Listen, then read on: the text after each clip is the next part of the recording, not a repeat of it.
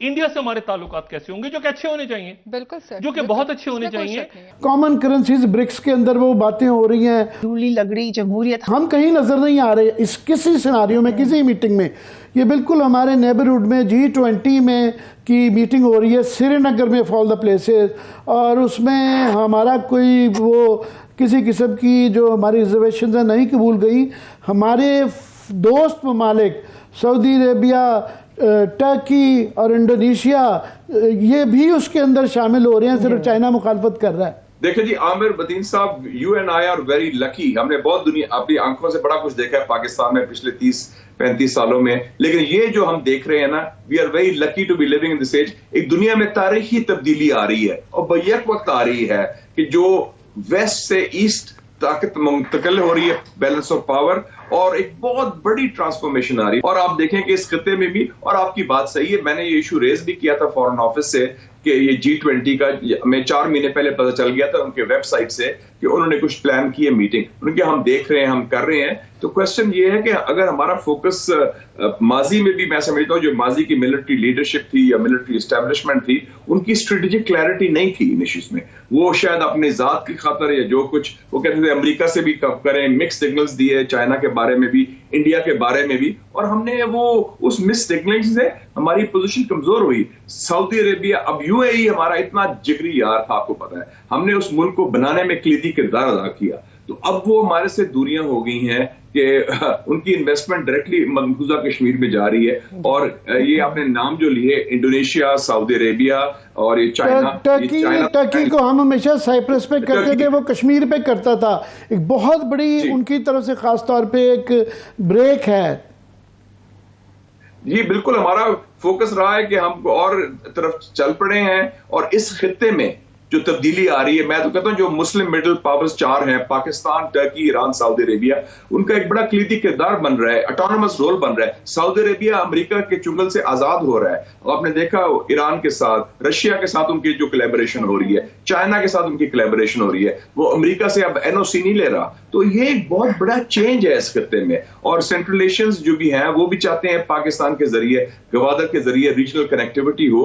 तो हमारी तरजीहात मुझे समझ नहीं आई। हमारे वजीर खारजा को इस वक्त समरकंद में होना चाहिए था।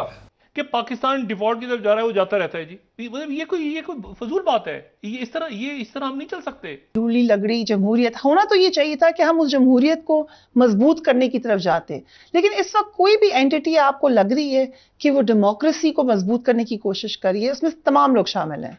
मुझे ये दुख है कि लगता है कि हम माजी की गलतियां फिर दोहरा रहे हैं और माजी से कोई सबक नहीं सीखा। और बुनियादी तौर पर जो सियासतदान है या सियासी कायदीन है, क्योंकि हम कहते हैं हम लीडर्स हैं, कायदीन में हैं, हम फैसले अपने मुल्क के बारे में, अपने मुस्तकबिल के बारे में, जमहूरियत के बारे में नहीं कर सकते। हर दूसरे दिन एक केस फाइल हो जाता है सुप्रीम कोर्ट या हाई कोर्ट में। हम जो चपकलिश है इतनी सख्त हो गई है कि सारा 2022 जाया हुआ, एंड एज वी स्पीक अप्रैल में फर्स्ट क्वार्टर ऑफ 2023 भी जाया हो गया, और कोई rules of the game set नहीं हो सके।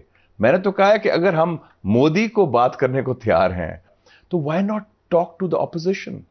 आपस में क्यों नहीं हम बात हो सकती? क्योंकि अगर नहीं होगी और ये हेड ऑन रहेगा, और आपके एक्सपर्ट्स भी जो कह रहे हैं, ये कोई रॉकेट साइंस नहीं, पाकिस्तान में हुआ है। 1977 में क्या हुआ, वो कोलिजन हुई भुट्टो साहब के जमाने में, और फिर आपको पता है मीडिएशन भी हुई। एक सऊदी सफीर थे उस वक्त, रियाज अल खतीब, उन्होंने मीडिएट भी किया PNA पीपल्स पार्टी के दरमियान। It was too late, martial law लग गया।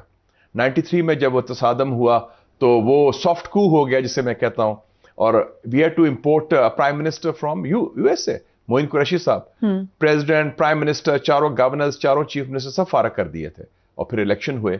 तो अगर हम ये काम नहीं रोकेंगे, इस दलदल से नहीं निकलने की कोशिश करेंगे, कोई रास्ता नहीं देंगे, जैसे मेरी तो कोशिश यही है, और हम जैसे और भी लोग हैं जो कह रहे हैं कि कोई रास्ता निकाला जाए, और मैंने फॉर्मूला भी दिया है। मैं कहा 3 असूल हैं, उनको आप मुकद्दम रखें। एक आइन की पासदारी, एक पार्लियामेंट मेंबर बन जाए फैसला करने का, और इदारों से लड़ाई, चाहे कोई फौज से लड़ रहा है या अदलिया से लड़ रहा है, और 2 ट्रैक डायलॉग शुरू करें साइमल्टेनियसली।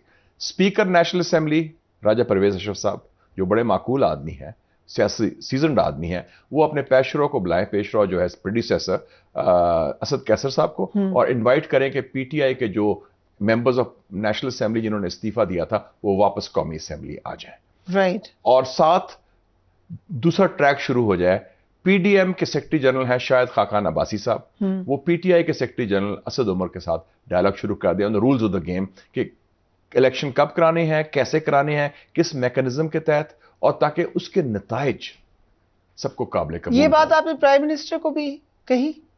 میں تو آپ کو کہہ رہا ہوں, I'm sure یہاں کے تھرو پہنچ جائے, but you did not talk اکیلے میں یا میسج کے یہ راکٹ سائنس تو نہیں ہے نا جی, یہ کامن سینس کی بات ہے, کیونکہ یہ مین اینٹی ہے, ان کی مرضی کے بغیر نہیں ہو سکتا کچھ. ہاں مین اینٹیز تو میں کہتا ہوں کہ اس وقت مجھے پچھلے دنوں ایک امریکن جرنلسٹ آیا, please tell me senator there is lot of confusion, who is in charge, who is running the show. Very good question. میں کہ نو بڈی.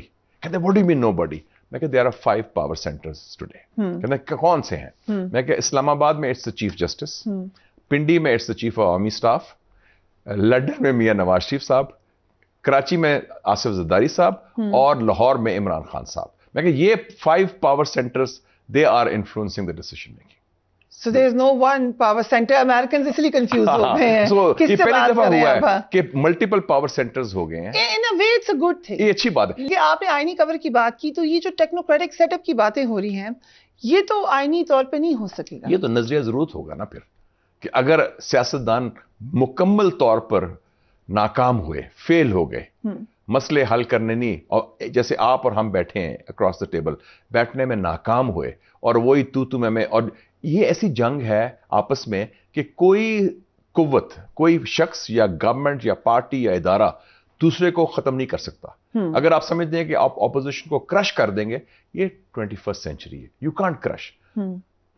ذوالفقار علی بھٹو کو پھانسی دی گئی, جس دن ضیاء اللہ کی ڈیتھ ہوئی اس کے بعد اس کی بیٹی الیکٹ ہو کے پرائم منسٹر بن گئی. میاں صاحب کو ایگزائل کیا گیا, میاں صاحب کو سافٹ کو سے نکالا گیا, he came back in an election. تو یہ اپوزیشن کو, عمران خان کو کرش کرنے کا ایک ہی طریقہ ہے, through the ballot box, through an election. Let the people decide, not through administrative diktat, not through ڈنڈا. اگر کوئی سمجھا کہ ڈنڈے کے ذریعے یا وہ کرنے, وہ پاسبل نہیں. صبح اس وقت جو لڑائی ہم جوڈیشری اور پارلیمنٹ کی دیکھ رہے ہیں وہ تو ہوئی الیکشن کے اوپر رہی ہے. یہ اختیارات کی جنگ سے زیادہ الیکشن ہونے یا نہ ہونے کی جنگ نہیں جی, کور ایشو سیاست ہے, سیاسی چپکلش ہے, یہ ضمنی لڑائی ہے, یہ اس کے نتائج ہیں. کوئی جوڈیشری قانونی ایشو نہیں ہے مین, یہ لیجسلیشن بھی نہیں ہے. مین ایشو ہے کہ جو حزب اقتدار ہے, حزب اختلاف ہے, وہ آپس میں ابھی معاملات طے نہیں کر سکے اور بیٹھنے کو بھی تیار نہیں ہے. تو اس لیے پہلا سٹیپ ہوگا کہ ایک راستہ نکلے کہ وہ آپس میں بیٹھیں, گفتگو کریں اور